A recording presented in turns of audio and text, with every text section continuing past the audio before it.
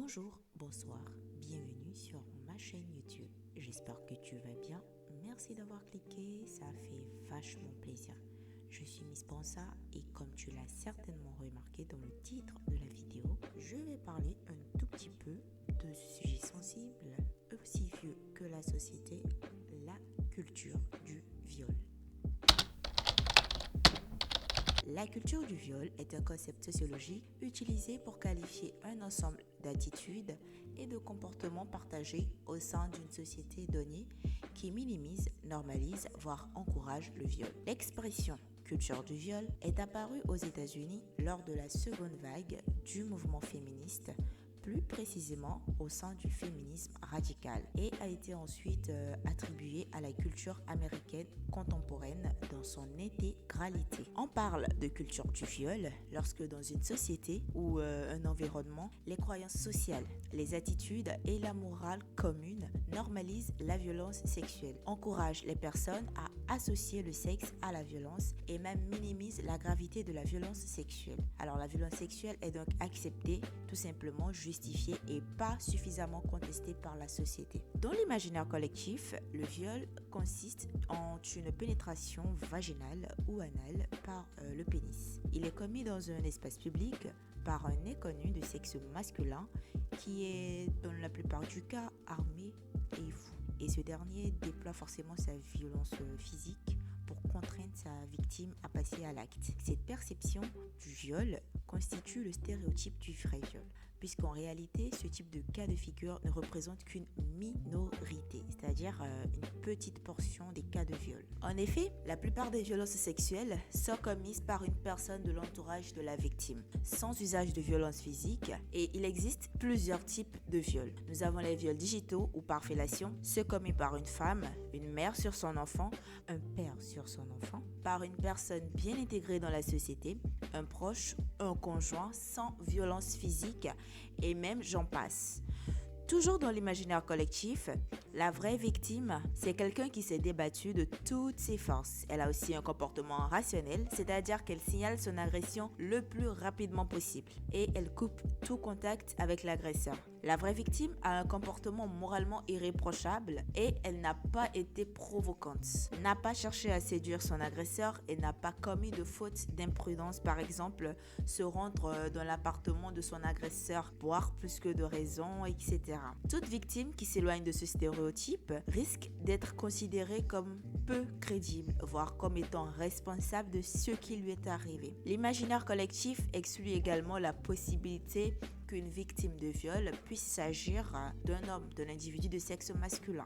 Il existe plusieurs mythes autour de la culture du viol et on peut les regrouper en 3 différentes catégories. En première position, le mythe de la négation ou de la minimisation du viol. C'est ce mythe selon lequel s'il n'y a pas eu de violence, si la pénétration a été effectuée avec un doigt, si c'est le conjoint qui a commis l'acte ou si la victime est un homme, si même l'agresseur est une femme, alors il n'est pas vraiment question de viol. Donc selon ce mythe-là, un viol commis au domicile de l'agresseur ou de la victime par une personne connue de celle-ci se verra ainsi discrédité car ne correspondant pas à cette image du vrai viol. Il faut savoir que les hommes victimes de viol font l'objet de 2 mythes menant à la négation ou à la minimisation du viol, en ce sens où les hommes victimes de viol ne seraient pas vulnérables, alors que parfois les jeunes garçons peuvent être faibles et vulnérables face à des malfaiteurs qui sont souvent plus forts et peuvent utiliser n'importe quel moyen, et même que parfois un homme adulte peut aussi ne pas pouvoir se défendre ou tout simplement avoir peur de le faire. Ceci s'explique par un mécanisme de survie psychique, c'est-à-dire que l'agresseur qui isole, terrorise la victime, va créer chez elle un sentiment de frayeur, de perte de repère, parfois même un sentiment de danger de mort qui la sidère. Donc cette sidération empêche de contrôler le stress extrême éprouvé et le cerveau va disjoncter puisqu'il ne parvient plus à moduler la réponse émotionnelle. Et comme sous l'effet d'un venin paralysant, la victime sidérée ne peut plus réagir, se défendre, crier, voire s'enfuir. La victime, toujours de sexe masculin, peut aussi être manipulée ou être sous l'emprise de la drogue ou de l'alcool. Toujours dans la catégorie du mythe, En deuxième position, nous avons le mythe de la négation du non-consentement. Dans ce cas, on peut parfois entendre dire qu'une femme qui dit non pense en vrai oui et que la séduction consiste à la faire céder. On a aussi l'image de l'amant entreprenant, voire autoritaire, qui néglige de s'assurer du consentement du partenaire, voire outrepasse son refus. Tout simplement la viole. Et cette image est parfois présentée comme une capacité positive à s'affranchir de limites injustifiées et ennuyeuses. On peut aussi entendre dire qu'un homme violé par une femme serait chanceux. La négation du non-consentement de l'homme victime peut aussi se baser sur l'idée qu'une érection impliquerait le consentement, alors qu'une stimulation génitale, même légère, ou du stress tout simplement peuvent provoquer une érection, même sans la présence de stimulation sexuelle. Un homme peut aussi avoir une érection par peur ou par intimidation, surtout si la personne en face est plus âgée ou est une figure d'autorité. Enfin, le dernier mythe autour de la culture de viol, c'est celui du blâme de la victime. Franchement, celui-là, c'est le top niveau. Tu perds ton téléphone et on te dit mais il fallait pas avoir un téléphone. Parce que oui, en vrai, c'est ce à quoi ce mythe-là, il rime. Donc le blâme de la victime, c'est quand les actions ou les mouvements de la victime sont blâmés pour l'agression sexuelle au lieu de l'auteur. Elle se traduit par le fait que la société va justifier l'agression par le fait que la victime soit par exemple dans un état d'ébriété, qu'elle ait mis un vêtement trop court, qu'elle se soit retrouvée seule avec l'agresseur. En bref, la victime n'avait qu'à pas se retrouver dans la situation de viol. Cette culture-là, la culture du viol, a des répercussions négatives sur les victimes. Par exemple, dans la culture du viol, les femmes en particulier ont l'impression qu'il est de leur responsabilité d'éviter d'être agressées sexuellement et de contrôler leur comportement en conséquence. Les femmes doivent choisir d'éviter de porter certains vêtements, de boire de l'alcool ou de rentrer seules à la maison le soir. Aussi, la culture du viol renforce également la croyance inutile que les hommes ne peuvent pas être victimes de violences sexuelles. D'où les personnes ayant survécu sont moins susceptibles de signaler leur agression parce qu'ils ont peur de ne pas être crus ou même d'être blâmés. Là, on parle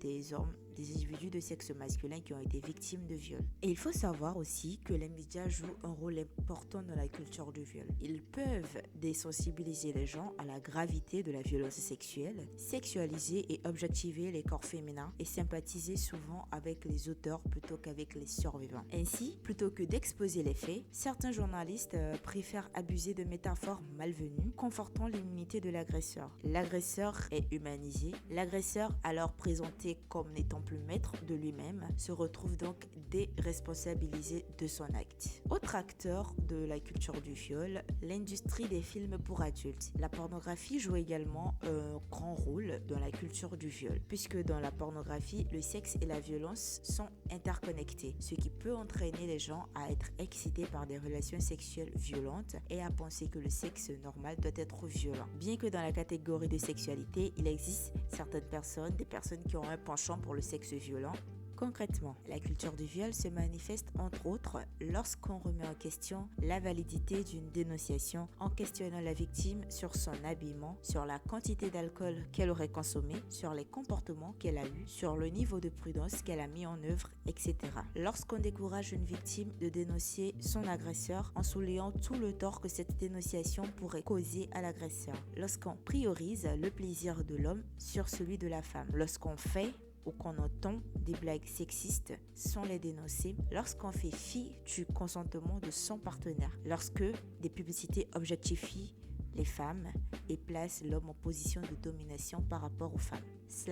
Faire de gros plans dans les seins d'une femme pour vendre un pot de yaourt, genre. En finir avec la culture du viol revient d'abord à intégrer le fait que le viol, la violence sexuelle, n'est pas quelque chose que seul un étranger fait dans une ruelle sombre ou un événement traumatisant ponctuel. Les survivants n'auront pas toujours la force de dénoncer à la police. Toutes les plaintes sont à prendre en compte. Être en état d'ébriété, flirter, porter une jupe ou une robe courte, même marcher seul la nuit, n'est pas une invitation à être agressé sexuellement. Intégrer le fait que la victime n'est pas la cause du viol, mais que l'agresseur est l'unique responsable. Que la violence sexuelle n'arrive pas qu'aux femmes. Tout le monde peut y être sujet. Après avoir bien intégré cela, il faudra agir. Enseigner dans l'éducation sexuelle que le consentement est très important dans une relation sexuelle.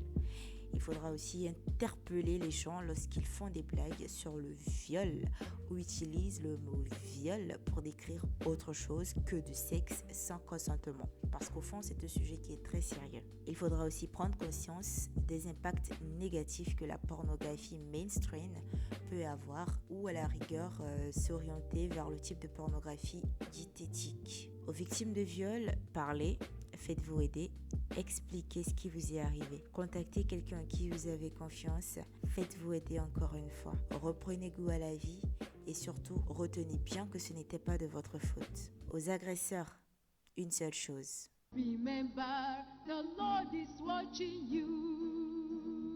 On the judgment day, you will cry. Voilà, c'est tout pour